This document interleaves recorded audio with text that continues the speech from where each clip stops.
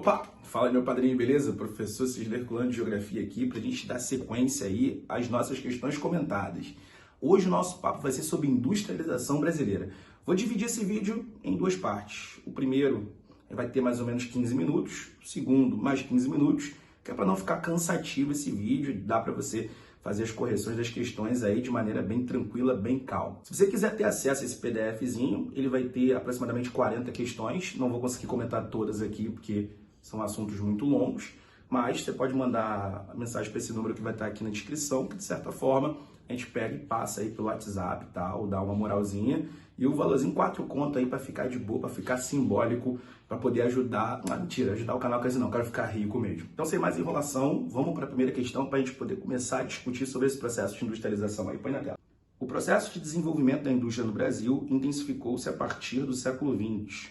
Desse modo, a industrialização brasileira, vamos lá, letra A, resultou em uma melhor distribuição de renda para toda a população? Pô, nada a ver, né, gente? Se a gente tivesse melhor distribuição de renda, nós teríamos ali pouca pobreza no Brasil, né? A gente sabe que a nossa renda é muito concentrada, o que dificulta o acesso a vários recursos básicos por grande parte da população do Brasil, principalmente nas áreas mais isoladas, correto? Até mesmo nas grandes cidades, nas grandes metrópoles, a gente tem uma desigualdade que chama muita atenção no Brasil. E também vale a pena destacar que, embora o PIB do Brasil tenha crescido bastante, como, por exemplo, você pode ver no milagre econômico brasileiro, não houve uma grande distribuição de renda. Só a economia que cresceu, mas a população ela não teve uma melhoria na qualidade de vida, muito pior. Até teve um aumento da concentração de renda. Letra B. Ocorreu de maneira tardia em relação aos países mais desenvolvidos. Bom, guarda essa aí no seu coração, que a gente pode ter uma grande sacada aí como gabarito. C. Derivou da instalação de grandes centrais de geração de energia solar. Pô, nada a ver, né? Até os dias de hoje a gente sabe que a energia solar ainda é muito pouco utilizada no país. Muito embora nos últimos anos, claro, tenha crescido, mas ainda não se difundiu, não. Letra D. Surgiu em razão dos investimentos privados na produção automobilística. Bom, para um desavisado, né? Chega e fala assim, teve indústria automobilística no Brasil. E teve mesmo, né? Só que ele está dizendo do início da industrialização do Brasil. Quando a gente fala da indústria automobilística, a gente fala da década de 1950, lá com o JK, saca? Mas não foi ele que iniciou esse processo no Brasil. A industrialização brasileira se inicia com Getúlio Vargas e o surgimento da indústria naquele momento foi a indústria de base e não a indústria automobilística, correto? E letra E. Decorreu de intensa utilização de novas tecnologias na produção fabril. Na verdade, não, né? Na verdade, a gente teve uma indústria que, de maneira tecnológica, ela só surgiu mesmo quando Juscelino Kubitschek meio que permitiu a entrada dessa tecnologia aqui por meio das transnacionais. Nesse momento, a indústria do Brasil era uma indústria de começo, saca? Era uma indústria que exigia muita mão de obra, não exigia tanta tecnologia, exigia mais gente para trabalhar do que propriamente tecnologia mesmo. Então, o nosso gabarito vai ser letra B de bola. Olha aí, ó, ocorreu de maneira tardia em relação aos países mais desenvolvidos. Cara, quando a gente estuda o processo de industrialização do Brasil, né, a primeira coisa que a gente vê é que o Brasil ele só se desenvolveu de maneira tardia, porque durante muito tempo da sua história, durante muitos séculos, o Brasil foi uma colônia. E para Portugal não era interessante que o Brasil se desenvolvesse, uma vez que a intenção deles era enriquecer, era utilizar o Brasil como fonte de exploração da nossa matéria-prima, dos nossos recursos naturais. Por isso que vamos ter o ciclo da cana-de-açúcar, vamos ter o ciclo das drogas do sertão, vamos ter o ciclo do ouro, basicamente com o interesse de Portugal, claro, de produzir aqui para poder, claro, enriquecer lá na Europa. Então, de certa forma, Portugal meio que proibia o Brasil de se desenvolver, de ter manufaturas, de posteriormente ter indústrias, que era exatamente para não concorrer com a própria metrópole. A ideia mesmo da colônia era enriquecer a metrópole. Então, até Dona Maria mesmo assinou uma lei em 1785, que foi um alvará que proibia a criação de manufaturas dentro do território. Então, por isso que a gente vai ver que o desenvolvimento do Brasil ele foi tardio. Então, por isso, nosso gabarito vai ser letra B de bola e já passa para a próxima questão. Os anos 30 marcam uma virada no processo de industrialização brasileira. Nesse período, a indústria brasileira registrou um forte crescimento. São fatores que contribuíram para esse cenário de crescimento. Letra A. Investimentos de energia limpa e implantação de indústrias automobilísticas? Na verdade, não, né? Como já falado, os anos 30 marcou o início do setor de base no Brasil, que de certa forma só vai começar a ser efetivamente implantado na década de 40, mas com capital que vai ser adquirido, inclusive, durante a Segunda Guerra Mundial, nos anos 30. Então, esquece a indústria automobilística nesse momento, porque ela só vem lá para a década de 1950 com o Juscelino Kubitschek. Letra B. Papel das grandes empresas privadas na produção local e uso de tecnologia. Bom, a gente tem empresas privadas produzindo sim para o mercado interno. O Vargas, ele chama essa galera que tem capital, essa galera que ficou muito quebrada por causa da crise de 29, que pôs o fim na economia cafeeira do Brasil e deu margem para a indústria, para essa galera produzir para o nosso próprio mercado.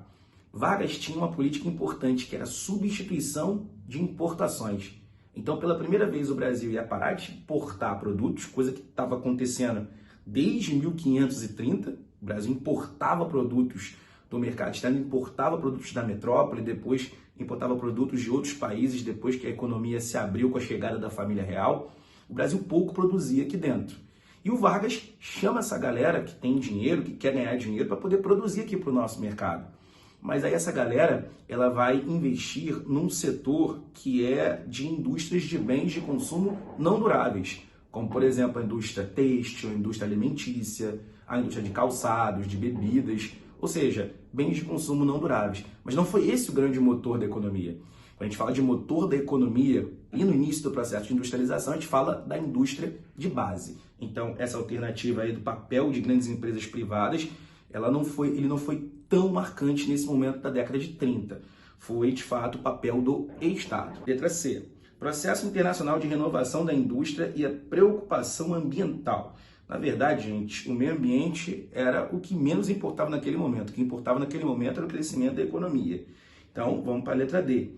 Aumento da produção de petróleo e o emprego de trabalhadores qualificados. Bom, gente, o petróleo no Brasil ele vai literalmente começar a produzir de maneira mais intensa na década de 50, quando Getúlio Vargas cria a Petrobras. Mas mesmo assim, o Brasil ainda vai importar muito petróleo, mesmo com a criação da Petrobras, que não vai dispor de tanta tecnologia para poder fazer a exploração de maneira mais efetiva dentro do Brasil. Então já tira essa daí também. E letra E, apoio estatal na produção industrial e queda no volume da produção cafeeira. Esse vai ser o nosso gabarito. Por quê, gente? Pensa comigo. A indústria do Brasil ela cresce a partir de 29. Mas o que tinha até 1929? Nós tínhamos o café. E o café era basicamente o principal produto da economia brasileira, que a gente exportava bastante, enriquecia as elites e elas conseguiram se manter no poder. Tanto que Vargas, quando ele chega, é para poder literalmente conter os efeitos da crise de 29 dentro do Brasil e, consequentemente, valorizar o nosso mercado interno. Mas só foi possível Vargas fazer isso porque deu essa crise que impactou no café e aí, claro, né, estimulou uma renovação da nossa economia, uma revolução, não é, que ficou conhecido como a Revolução de 1930. Então, de certa forma, a indústria ela vai começar a surgir a partir desse momento. Então, sempre que você for lembrar da industrialização do Brasil, você tem que lembrar do declínio da produção cafeeira, que de fato vai ser um ponto marcante para a queda da nossa economia, e a intervenção do Estado que vem com Getúlio Vargas para poder promover esse investimento no setor mesmo de base, na infraestrutura, porque o capital privado considerava que esses setores, o retorno financeiro era muito lento. Então, coube ao Estado fazer essa valorização. E junto ao Estado, nesse momento, produzir o setor de base e tudo mais, ele ainda vai começar a estimular o mercado interno por meio de algumas medidas, como, por exemplo, a desvalorização da moeda. O Vargas torna tudo que está lá fora mais caro e ele pega e começa a incentivar a produção interna. Isso dentro da política de substituição de importações. Um outro exemplo, a criação da CLT, as leis trabalhistas, dando um poder de compra, fazendo um mercado consumidor aqui dentro do Brasil, que vai estimular os camaradas que têm dinheiro a investir na indústria. Ó, tem gente aqui agora que tem poder aquisitivo para comprar. Então, por que você não produz e você ganha lucro a partir daí? Então, é o Estado meio que estimulando essa industrialização aqui no Brasil. Então, ficava assim, o Estado investindo no setor de base, foi o grande marco desse momento dos anos 30, e o Estado incentivando o capital privado para poder fazer investimentos para o nosso próprio mercado. para poder reduzir a dependência do mercado externo, importando menos, produzindo mais aqui dentro. Show de bola? Beleza? Então vai para a terceira. O governo do presidente Juscelino Kubitschek ficou marcado no contexto da industrialização brasileira pelo: letra A, ascensão da economia do país como importante mercado emergente? Não, já elimina isso. O nosso país, no governo de Juscelino Kubitschek, embora ele prometa crescer 50 anos em 5, o Brasil ele não vai se projetar de uma forma para ser um mercado emergente no mundo, a nível mundial. O Brasil ele ficou com esse rótulo já no século XXI, inclusive você pode lembrar muito dos BRICS nesse momento. B, criação de empresas estatais de exploração de petróleo e gás natural. Não, a Petrobras ela vem antes do governo de Juscelino Kubitschek.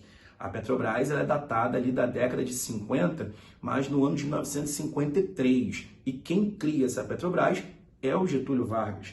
Então, de certa forma, ele não criou esse tipo de empresa aqui no Brasil, não. Letra C, incentivo da prática do desenvolvimento sustentável nas fábricas. Esquece isso, a preocupação não era com o meio ambiente. Não sei nem se hoje em dia já é, né? Letra D, utilização de fontes de energia renováveis no parque industrial do país. Não, energia renovável mesmo, embora nesse momento já estivesse sendo utilizada, como por exemplo a energia hidráulica na produção de eletricidade nas hidrelétricas, não foi isso que de certa forma ficou marcante no governo de Juscelino Kubitschek. O que ficou marcante vai ser a letra E, promoção da abertura econômica do país para as empresas multinacionais. É isso que você, de fato, vai marcar como gabarito. Gente, pensar em JK é pensar no momento de modernização da economia brasileira.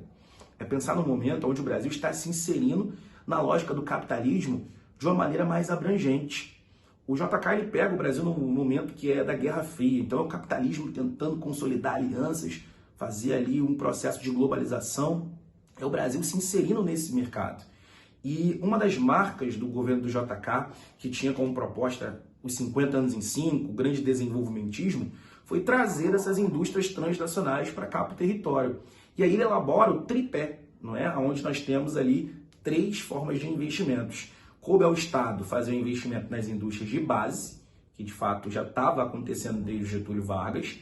Coube ao capital privado nacional, ou seja, a galera que estava aqui produzindo, investir em indústrias de bens de consumo não duráveis, como já falamos, aquela indústria que não exige tanta tecnologia, como já vinha sendo feito no governo do Vargas, e coube ao capital estrangeiro que estava chegando aqui no Brasil por meio de indústrias e empresas transnacionais, começar a investir em bens de consumo duráveis, que o Brasil não tinha. Nesse momento que surgem algumas indústrias importantes aqui, e a que mais teve destaque foi a indústria automobilística. E a gente começou a produzir aqui dentro para vender para o nosso próprio mercado e também exportar esses produtos. É o Brasil tendo competitividade no mercado. Claro que grande parte desse lucro fica com a empresa, né? Com a empresa transnacional. Mas o Estado ele consegue também se fortalecer por isso, porque tudo faz parte da substituição de importações. É o JK produzindo aqui dentro para justamente não precisar importar os produtos. Então, de certa forma, era tudo parte de uma valorização da economia pelo Estado. Então, isso daí mostra que Getúlio Vargas e JK eles têm mais semelhanças do que diferenças. Mas se você pensar em JK, você tem que pensar efetivamente na entrada do capital estrangeiro no Brasil. Correto? Belezinha? Deu para sacar a ideia? Então, pula para a próxima questão. Tradicionalmente, o processo de industrialização brasileira até meados dos anos 80 foi altamente concentrado. Qual região brasileira concentrou o maior volume de indústrias nesse período? Pô, gente, molezinha aí, nosso gabarito, letra D de dado, região sudeste, né? Comandada sobretudo por São Paulo, Rio de Janeiro, Minas Gerais e ali temos também o Espírito Santo. Mas a grande ideia da nossa questão é saber por que o Sudeste comandou esse processo. Bom, como já falado aqui em outras questões, vimos que a industrialização do Brasil ela começou quando o café entrou em crise. E o café era um produto que era literalmente fabricado, produzido aqui no Brasil, inicialmente no Rio de Janeiro, no Vale do Rio Paraíba do Sul, e posteriormente se estendeu para o oeste do estado de São Paulo. Tudo isso lá no século XIX. Quando a gente fala sobre o café, a gente fala de um produto que permitiu a essa região sudeste concentrar capital, concentrar infraestrutura.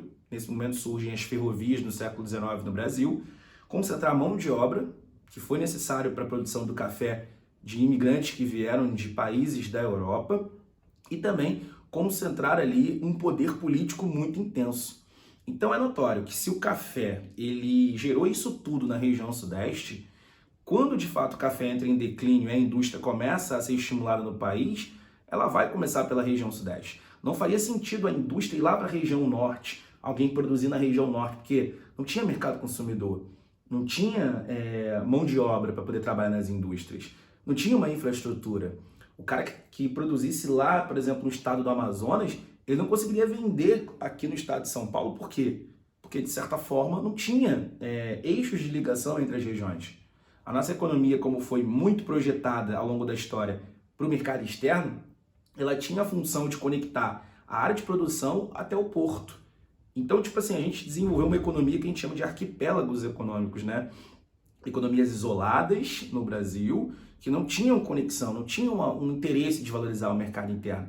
Então, dessa forma, o Brasil careceu muito disso. Então, a indústria, quando ela começa a surgir no Brasil, ela faz com que a sua concentração ela aconteça na região sudeste, formando as economias de aglomeração. É claro que depois a gente vai ter uma série de presidentes, que vai ser o Juscelino Kubitschek, o Médici, o Geisel, que vão estimular obras de infraestrutura, de energia, para poder conectar as outras regiões à dinâmica da região sudeste. Isso porque a renda e o poder e a economia ficou muito concentrada no sudeste, né? E isso fez com que, como consequência, tivéssemos várias migrações de pessoas de várias partes do país para a região sudeste, que se tornou a região também mais populosa do nosso Brasil. E para a gente também aprofundar um pouquinho mais, a gente percebe que até os dias de hoje temos uma grande concentração, não é, da riqueza na região sudeste, o que torna o Brasil muito desigual. Só que atualmente, a partir dos anos 90, da década de 90, a gente vai ter um processo que começa a tomar um caminho diferente. Nós temos a região sudeste ficando muito cara, pouco atrativa, a presença de muitos sindicatos, um valor muito grande de preço pela terra, muito valor de imposto também, e ela acaba, de fato, repelindo alguns investimentos. Então, muitas indústrias, elas pegam e começam a produzir no interior da região sudeste, saindo das grandes regiões metropolitanas, indo para o interior de São Paulo, interior de Minas, interior do Rio de Janeiro, depois indo para a região sul por meio de incentivos fiscais que são concedidos pelo Estado, porque ali a produção vai ser mais barateada, e também indo para a região nordeste, é o que a gente chama de desconcentração industrial e deseconomias de aglomeração. Então hoje o processo é meio que inverso. Se lá atrás o sudeste estava concentrando os investimentos, hoje, de certa forma, não é tão interessante ficar, pelo menos nas grandes regiões metropolitanas da região do sudeste. Então as empresas elas botam a sua produção para outros locais, sendo que as grandes cidades, as grandes metrópoles ainda concentram as sedes das empresas, né? A gerência das empresas, né? Porque, de certa forma, é uma área que exprime uma grande relevância no cenário econômico. Então, a região sudeste, até os dias de hoje, é a que mais concentra a indústria. Entretanto, ela vem perdendo um pouquinho esse espaço, né, para outras regiões que começam também a aumentar a sua produção em função desse atual momento da nossa economia. Próxima questão. Uma característica que permeia a industrialização brasileira até os dias atuais é vamos lá, dependência de tecnologias produzidas por países desenvolvidos. Vamos lá, pode ser. Letra B, dificuldade de exportação de bens manufaturados para o exterior. Na verdade, a gente não tem essa dificuldade, não. A gente ainda consegue exportar bastante coisa para fora. C, indisponibilidade de matérias-primas em todo o território nacional. Pô, o Brasil é riquíssimo, cara. O Brasil é riquíssimo. Nós temos muito ferro, nós temos muito alumínio, nós temos muito petróleo. Então, matéria-prima, o que não falta aqui? D, política profícua de investimentos em pesquisas e desenvolvimento. Pô, o Brasil investe pouco em pesquisa e desenvolvimento, que é o P&D, né, que chama-se. Nosso setor tecnológico, ele é um setor ainda muito carente, necessita de investimentos. Letra E, pequena diversidade do parque fabril existente no interior do país. Na verdade, não. O interior agora ele começa a receber mais investimentos. Se você pegou a fita da questão anterior, você vai ver que hoje as grandes regiões metropolitanas elas não estão, de certa forma, tão atrativas, o que faz com que muitas indústrias comecem a migrar para cidades do interior do Brasil por ser, claro, mais vantajoso, mais barato. Então, nosso gabarito vai ser a letra A, dependência de tecnologias produzidas por países desenvolvidos. Mas por quê, gente? Bom, vamos lá. O Brasil, durante muito tempo, ele não incentivou a produção de tecnologia interna, porque isso exige um investimento muito grande. Então, quando a gente fala do contexto do Juscelino Kubitschek, que atraiu esse capital estrangeiro para cá, isso meio que inibiu o surgimento de uma indústria tecnológica no Brasil. Porque, pô, imagina você tendo dinheiro para investir numa indústria automobilística, vamos dar um exemplo, numa indústria automobilística, e você vai começar do zero. Como é que você faz isso tendo a Volkswagen produzindo aqui no Brasil, já tendo um grande nome no mercado? Ou a Ford, ou a GM produzindo aqui? Então, de certa forma, isso acaba meio que dificultando o surgimento de empresas de produção tecnológica aqui dentro. Então, durante muito tempo, o Brasil ele preferiu, de certa forma, atrair essas indústrias para cá, justamente para que a gente poder ter um crescimento mais intenso. E isso acabou dificultando muitos investimentos aqui na nossa própria indústria, da nossa própria tecnologia, vamos dizer assim, e, consequentemente, a gente depende muito ainda do mercado externo. E aí eu chamo a atenção para você. Você conhece alguma marca de celular brasileiro, ou de computador, ou uma marca de motores brasileiro? Fica um pouco complicado, né? Porque justamente a gente depende muito dessa tecnologia que vem lá de fora, não é? É produzida aqui, por mais que seja produzida aqui, ela vem de empresas de fora e isso acaba dificultando muito a nossa pesquisa e desenvolvimento. Beleza? Então, o nosso gabarito vai ser a letra A, pula para a próxima. O processo de industrialização está intimamente ligado ao de urbanização. No Brasil, a industrialização culminou na letra A, realização de investimentos voltados para habitações populares. Pô, cara, se fosse isso, não teríamos tantas áreas de comunidades, principalmente nas grandes cidades, né? Não vamos dizer que o governo não investiu, mas assim, como esse processo ele foi muito acelerado de urbanização, não deu muito tempo de o governo chegar e conseguir planejar melhor a infraestrutura urbana. Isso difundiu aglomerações subnormais, né, vamos dizer assim, as submoradias. Nós temos as principais cidades aqui do Brasil, como o caso do Rio de Janeiro, no caso de São Paulo, Belo Horizonte, Porto Alegre, né, Brasília, até mesmo uma cidade planejada. A gente vai ter esse tipo de problema, né, esse tipo de falta de moradias apropriadas, porque o governo não conseguiu agir de uma forma muito intensa. Letra B. Diminuição do custo de vida nas principais cidades do país. Pô, cara, eu moro no Rio de Janeiro e aqui tá caro pra caramba. Se você consegue viver no Rio de Janeiro, você consegue viver em qualquer parte do mundo com facilidade, porque aqui é caríssimo o custo de vida. E provavelmente se você tá me vendo de alguma cidade grande aí, você provavelmente também sabe que o custo de vida aí é muito elevado, com alimentação, com gasolina, com moradia, aluguel, essas coisas todas, elas dificultam muito, não é, a nossa qualidade de vida de melhorar. Letra C. Retração das regiões periféricas localizadas nas metrópoles. Retração das regiões periféricas, não. Ampliação das periferias. Porque como as metrópoles foram aquelas áreas que mais cresceram, mais receberam as indústrias, então atraiu mais pessoas. Isso fez com que a periferia cada vez mais fosse se desenvolvendo, chamando a periurbanização, surgimento de núcleos mais isolados dos grandes centros, expansão da mancha urbana para os subúrbios, o que faz com que a qualidade de vida cada vez mais diminua nas grandes cidades, conforme você vai chegando nessas periferias. Então, de certa forma, não foi uma retração, foi uma ampliação das periferias. Letra D. Preservação das áreas de vegetação nativa, eu já vou até parar por aí, né? A industrialização, a urbanização, ela vai degradar demais o meio ambiente. Letra E. Intensificação da saída da população do campo para as cidades. Exatamente isso, gente. É aquilo que nós chamamos de êxodo rural. Bom, quando a gente fala dessa saída do campo para a cidade, ela acontece de maneira efetiva quando a indústria surge. Não que não existissem cidades antes da industrialização, mas é porque a cidade ela começou a crescer porque a indústria começou a oferecer muita coisa para as pessoas que viviam nas cidades. Moradia, infraestrutura, energia, serviços, hospitais. Então, basicamente, as cidades começaram a virar uma área de intensa atração, sobretudo por causa da geração de empregos, né? Então, o que se nota? Se nota uma migração da galera do campo que já estava passando por grandes dificuldades ao longo da história para as áreas urbanas que agora estão se ampliando, que estão, de fato, atraindo pessoas, que estão crescendo, que estão exigindo mão de obra. Então, a gente nota que esse processo de urbanização ele vai estar diretamente atrelado ao processo de industrialização. Então vai se verificar no Brasil, entre as décadas de 40 e 70, um forte fluxo das pessoas do campo para as cidades, fazendo com que as cidades cresçam de maneira desordenada.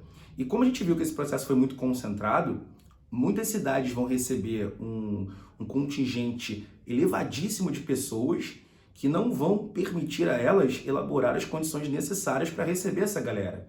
Então você vai ter problemas urbanos até os dias de hoje nessas grandes cidades, fazendo com que aquele fenômeno da macrocefalia urbana ele seja muito visível, aquele inchaço urbano, aí aumenta trânsito, aumenta lixo, aumenta poluição, temos problemas nos serviços, porque hoje tem que atender uma grande quantidade de pessoas, então é uma consequência que nós vamos ter por conta exatamente desse crescimento acelerado, né? A indústria chega, a indústria automaticamente faz com que as cidades elas comecem a exercer uma grande influência, um poder de atração, e a população vem do campo para as cidades, fazendo com que essa mancha urbana ela se expanda cada vez mais. Show de bola? Passa para a próxima. O processo de desconcentração da industrialização brasileira foi decorrente, entre outros fatores, da letra A, diminuição dos custos de produção nas maiores cidades do país. Não, nas maiores cidades o custo de produção está muito elevado, então tira essa daí. Letra B, concentração de mão de obra qualificada no interior brasileiro. Gente, a mão de obra qualificada, ela fica, de certa forma, aonde as indústrias elas se aglomeram. Mas à medida em que a indústria ela vai sendo atraída para outras áreas, aí a mão de obra qualificada vai junto, correto? Então não é que a indústria está sendo atraída porque tem mão de obra no interior, nada disso. A mão de obra que se perfaz hoje no interior qualificada, ela se faz porque a indústria primeiro foi, e aí atraiu essa grande quantidade de empregos e também atraiu essa quantidade de pessoas. Letra C, implementação de políticas públicas de desenvolvimento regional. Então a gente pode perceber aí que, políticas públicas de desenvolvimento para uma região. Essas políticas públicas, elas têm como base, sobretudo, a criação de uma infraestrutura, de uma energia, de um projeto de energia e também na concessão de incentivos fiscais. Então guarda essa alternativa aí. Letra D, redução da participação da agropecuária na economia nacional. Não, o grande motor da nossa economia é a agropecuária, é o agronegócio. Letra E, criação de grandes centros de pesquisas fora das capitais estaduais. Cara, realmente, nós temos centros de pesquisas, sim, fora de grandes capitais estaduais, como é o caso, por exemplo, de Campinas, como é o caso de São José dos Campos. Entretanto, não é isso que faz centros de pesquisa, esses tecnopolos, eles atraírem a indústria, não. Na grande realidade, o que faz a indústria ser atraída para as áreas do interior é, de fato, os incentivos que vão ser dados ali pelos estados ou por alguns órgãos. Então, de certa forma, a gente chega ao gabarito dessa questão, que vai ser a letra C, implementação de políticas públicas de desenvolvimento regional. Bom, gente, quando a gente fala sobre a desconcentração industrial do Brasil, ela vai se iniciar na década de 70, tá? Mas efetivamente mesmo, só na década de 90, que isso vai ser muito mais perceptível pelo Brasil. A partir da década de 70, o governo começa a elaborar, olha aí a participação do Estado que a gente tinha falado antes, que começa desde Getúlio Vargas, o Estado começa a elaborar políticas para poder atrair o investimento para outras regiões, além da região sudeste. É aí que, por exemplo, você vai ver o JK criando a Sudene, é aí que você vai ver, no período militar, a criação da Sudan, a criação da Suframa, a criação da Sudeco, da Sudesul, que são vários órgãos que vão estar atrelados ao governo, que vão ser, de fato, orquestrados pelo governo, que tem como objetivo atrair o capital privado, por meio de incentivos fiscais.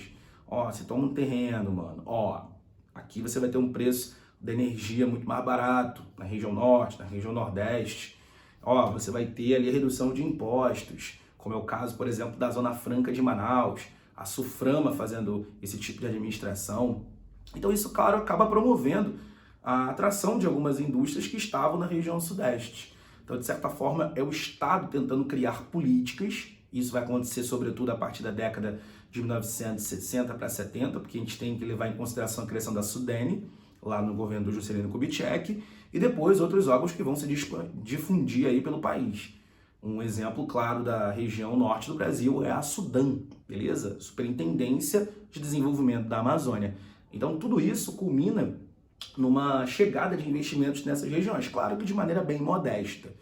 Mas, falando um pouquinho sobre a Zona Franca de Manaus, ela tem exatamente esse cunho. É uma área que é um porto livre para importação e exportação. Utiliza-se muitas matérias-primas de fora, a gente não utiliza matérias-primas daqui de dentro, porque importar lá dentro é muito barato. Importar dentro da Zona Franca não custa muito.